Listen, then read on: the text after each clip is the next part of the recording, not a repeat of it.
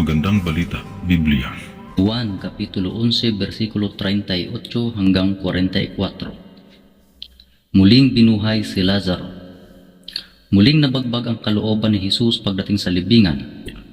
Ang pinaglibingan kay Lazaro ay isang yungib na natatakpan ng malaking bato. Alisin ninyo ang bato, utos ni Jesus. Ngunit si Marta na kapatid ng namatay ay sumagot, Panginoon, nangangamoy na po siya ngayon. 4 na araw na siyang patay. Sinabi ni Jesus, hindi ba't sinabi ko sa iyo na kung sasampalataya ka ay makikita mo ang kaluwalhatian ng Diyos? Kaya't inalis nila ang bato. Tumingala si Jesus sa langit at sinabi, Ama, nagpapasalamat ako sa iyo sapagkat dininig mo ako, at alam kong lagi mo akong diringgin. Ngunit sinasabi ko ito dahil sa mga taong naririto upang maniwala silang ikaw ang nagsugo sa akin. Pagkasabi nito ay sumigaw siya, Lazaro, lumabas ka.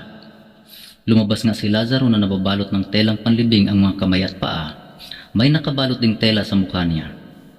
Inutos ni Jesus sa kanila, kalaganin niyo siya at nang makalakad siya.